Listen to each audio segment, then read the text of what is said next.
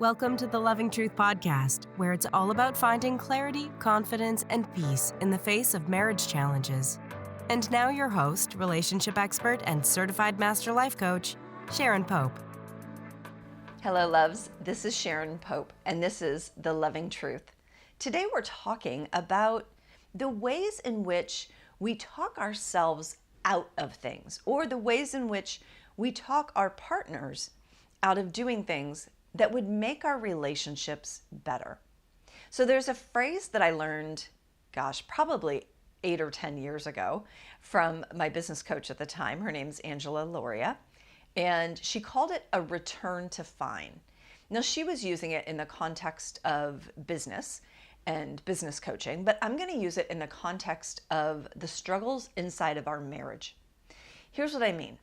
Let's say that you are really struggling in your marriage, and the marriage has gotten to a place of where you're feeling it's lonely, it's disconnected, you feel like your partner doesn't understand you or doesn't want to understand you, that they don't appreciate you. You're starting to feel more and more hopeless about your relationship, and you will get into some degree of pain that will cause you to take action. Now, why is this? Think about it. The reason why human beings will take scary action is only really for two reasons.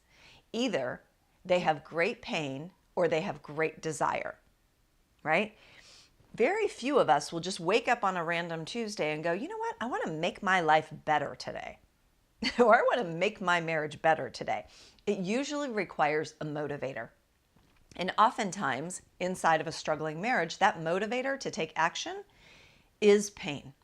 So they get to a place of really deep loneliness or really deep emotional pain, and now they're ready to do something about it, or at least they're ready to think about doing something about it.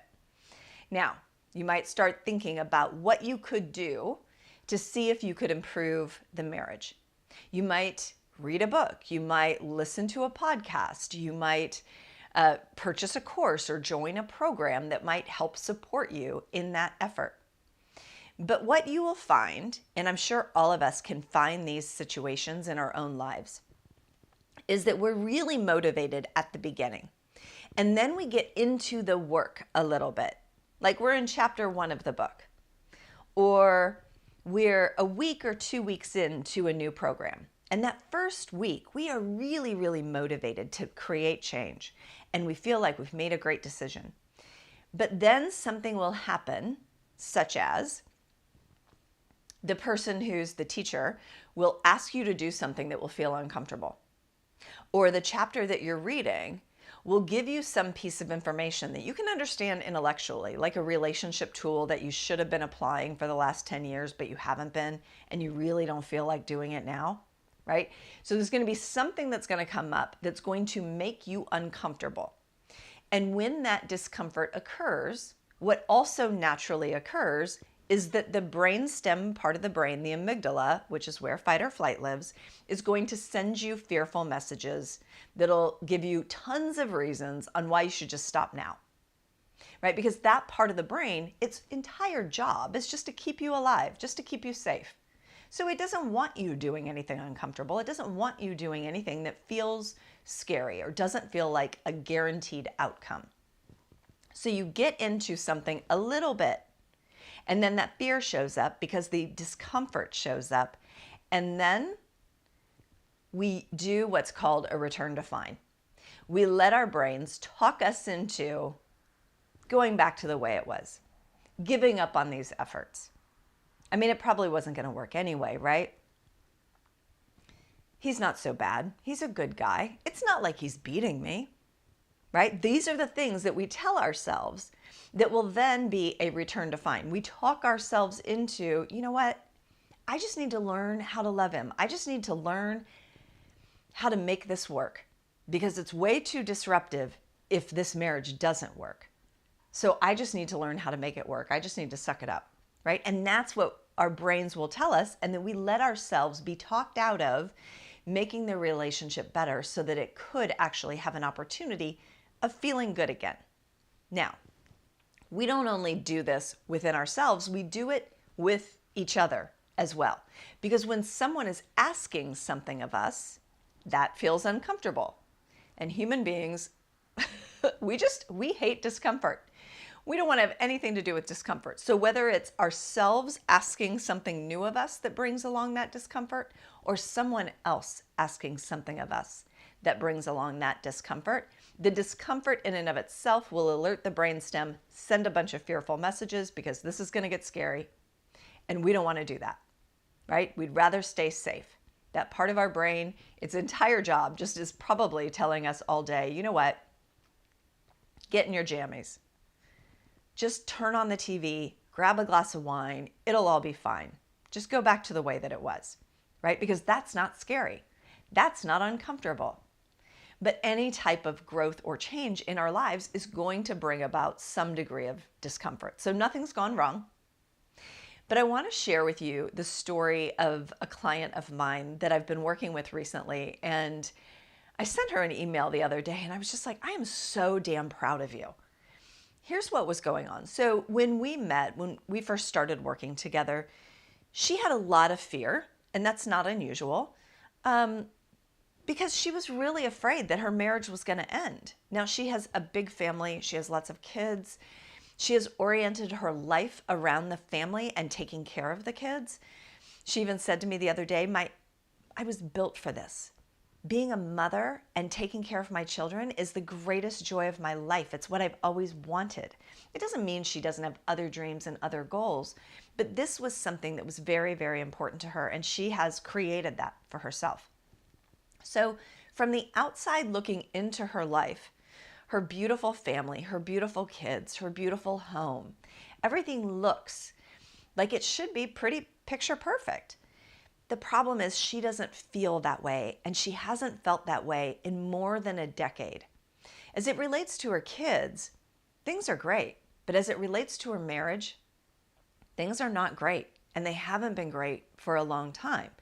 But when we first started working together, she was really, really hesitant to bring those things up with her husband because she was so afraid if she rocked the boat, that the boat would sink.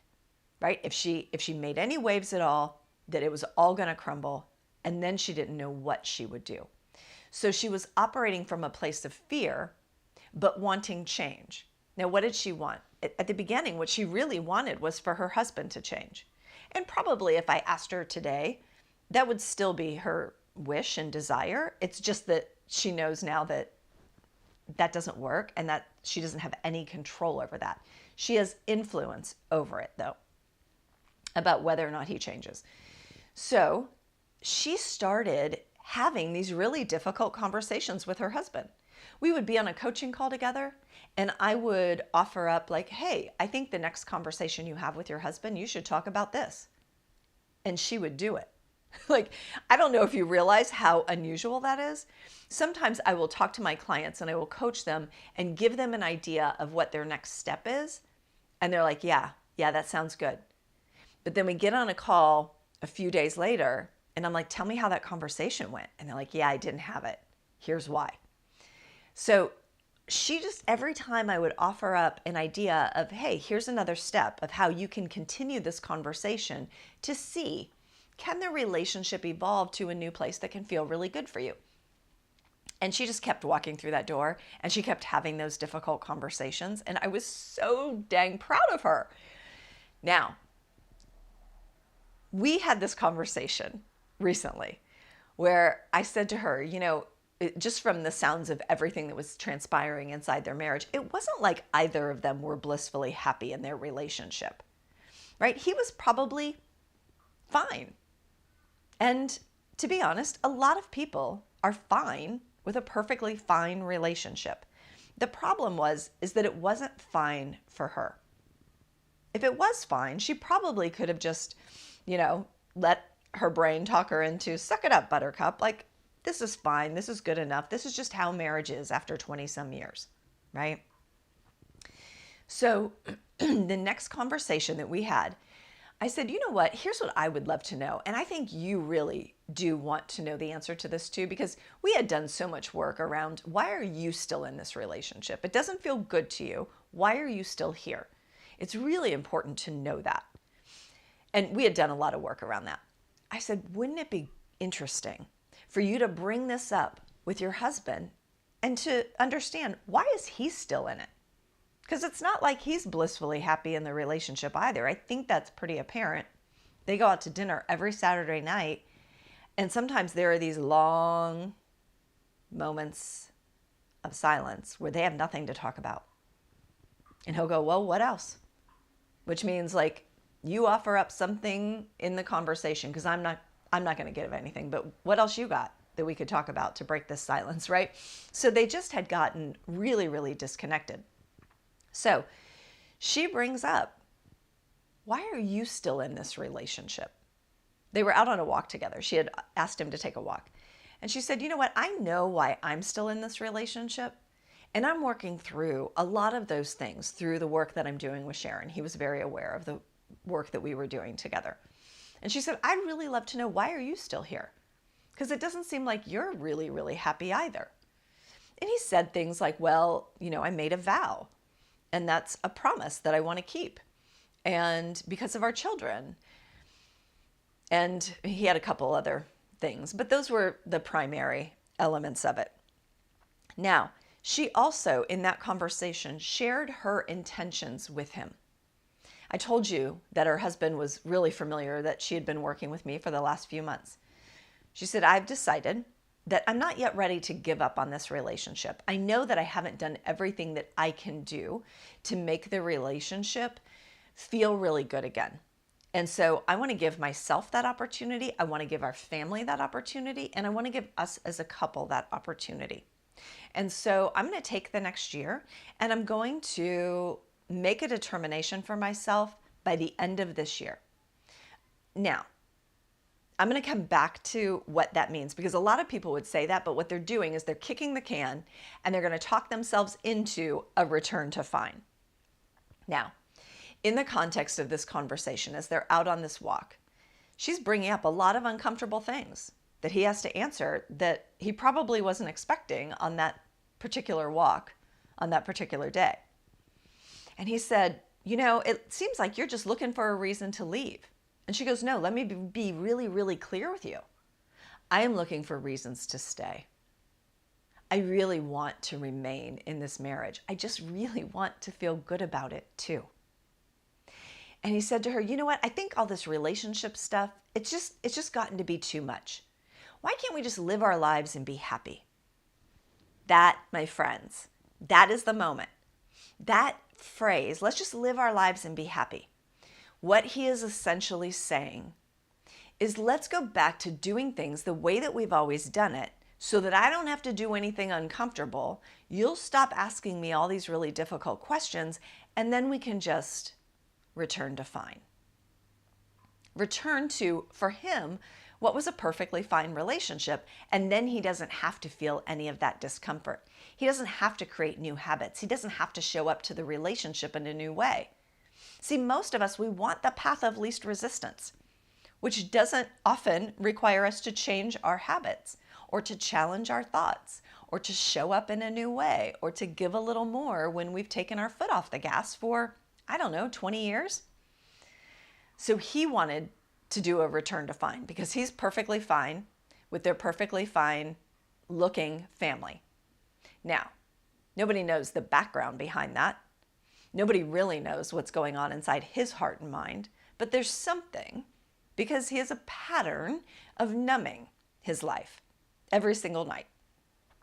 So there's something going on there that he's sort of shut down to, and he's not able to communicate.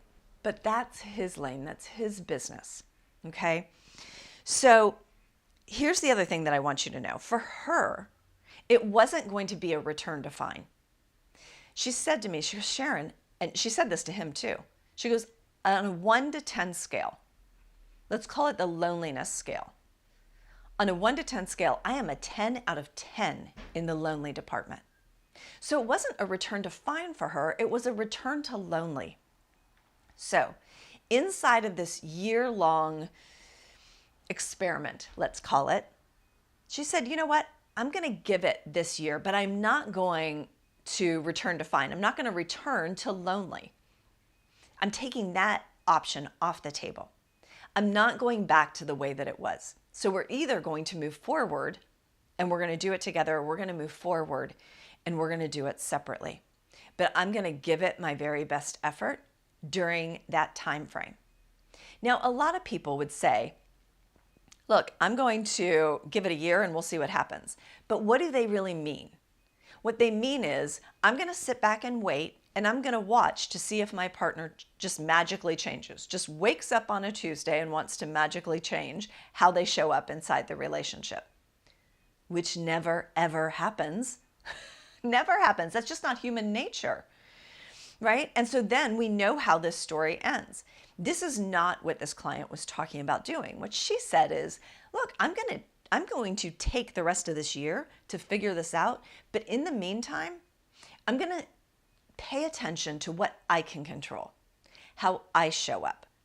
I can't control what my husband does. I can't control what he chooses to do, but I for sure can control how I show up to the situation. Within a week, she had a plan for creating real structure around their relationship to make sure that there were opportunities for connection. She had made a reservation for a weekend away for the two of them, a month or 2 months from now, something like that. And she just started making more of what like Gottman would call bids, just invitations to connect, invitations to come into the relationship. And she was going to keep doing that. She was committed to that because ultimately she wanted to be happy with her husband. And she wanted to feel really good about her marriage. She didn't want to blow up her life, right? So she wanted to make sure that she was doing everything that she could. And the truth is that even if the relationship ended, she could look herself in the mirror for the rest of her life and go, you know what, that was a really difficult situation. That was a really difficult decision, but I'm proud of how I showed up in the midst of that decision. And if the relationship ended, she wouldn't say, and he wouldn't say, oh, I was completely blindsided by that. I had no idea that you were that unhappy. He wouldn't be able to say that because she's been so open and honest and transparent about her feelings through this process. She's not holding things back. She's really letting him know. And now he gets to choose and make decisions for himself about how to deal with that. Right? So here's what I want you to realize. The things that she's doing. So first of all, she has taken a return to lonely, or for all of you, a return to fine off the table. Like, we're not going backwards, because if we go back to the way it was just so that we can feel comfortable, why would we ever think that these feelings of wanting more would go away? They're not going to go away. They're going to resurface again and again and again. We think we can stuff down our feelings and just deny and betray ourselves, but that little voice in us doesn't stop talking to us. It just doesn't. So then she's going to take responsibility for her side of the street, right? Which she can control and how she shows up. And so she's going to give it her very best. And she's going to do that consistently. She's going to have support around her as she does that, so that someone is holding her accountable and challenging her as things come up and things get hard, as of course they will. She is also going to continue to invite him to connect, to create a bit more structure, which just means give the couple opportunities to connect, right? So instead of just going out to dinner every Saturday night and just staring at each other and waiting for the other one to come up with something interesting to say so that they have something to talk about, she's going to go with a plan of, here's the questions that we're going to ask of one another. Here's some conversation items she's going to prepare so that that evening is successful. Now, you might think, that's stupid. Why would you do that? You shouldn't have to do that in a marriage. Except you don't show up to any business meeting without having an agenda, right? Without giving it some thought before you just walk in the door and sit down at the table if you want it to be successful. If you want that interaction to be successful, you're going to give it a little bit of thought beforehand. And so this is no different, especially when you've been disconnected for a long time, right? So it seems like it would be really easy and it should be really light and easy. Well, it was when everything was new and you didn't know everything about one another and you hadn't spent 20 plus years together raising children and building a life and taking care of a home and all of those things. Now is the time we got to put in some effort. It was easy then. Now is the time we got to just do a little preparation. And we're not talking about like lifting 50-pound weights. We're talking about taking 5 minutes and thinking about, what are the things I want to connect with my husband on tonight? What are the conversations that I would love to have tonight that would be really interesting for me? Right? Just giving it a little bit of thought in advance. Now, her husband is going to do whatever he wants to do because he's an adult, just like she gets to do whatever she wants to do. But we have to live with the ramifications of those choices, right? That's adulting. You get to do whatever you want, but you're going to live with the outcome of your choices. And so at least what she can say is a return to lonely is off the table. I'm not going back there because then we'll just end up right back here in the same place and waste another several years doing the same dance over and over. I'm going to show up and take responsibility for what I can control. And I'm going to be honest and transparent with him throughout this process in terms of where I am. And in some period of time, we'll know if this relationship can evolve to a new place or not. So I want you to really challenge yourself. Take this client's example, and even if every element of it doesn't represent your story or where you are, take what you can. Look for those areas of where you use the discomfort that you feel to return to a place of it's fine. It's not so bad. I should just learn to live with it. I mean, I can make this work. He's a good guy. Those are the sentences, that is the language of people who are trying to convince themselves to return to fine. And if you are reaching for more inside your relationship, like let's say you say, hey, I would like to hire a coach to work with, or I think we should go to couples counseling because that might help us open up opportunities for connection. And your partner says, no, we don't need that. We're fine. Or you don't need that, coach. You're fine. What they're doing, what they're saying is don't push me. Don't push me outside of my comfort zone. Don't expect anything more from me than what you're getting today because that feels uncomfortable to me. So hear what's happening in the background. We as human beings dislike discomfort. That's just the nature of it. But until we can get a little bit more comfortable with being uncomfortable, we will never create any kind of change in our lives and create some positive momentum in the direction of what we want. All right? I hope that this has given you something to think about. I hope it's helped you give you a little bit of juice to be able to lean into your relationship, knowing that discomfort is going to show up. Expect it. Know that nothing has gone wrong. But then don't let it talk you back into being fine with a perfectly fine relationship if you, in fact, are not fine with fine. All right? Until next time, take really good care. If you're listening to this podcast because you're struggling to decide whether to stay or go in your marriage, and you're serious about finding that answer, it's time to book a Truth and Clarity session with a member of my team. On the call, we'll discuss where you are in your marriage and explore if there's a fit for you and I to work together so you can make and execute the right decision for you and your marriage.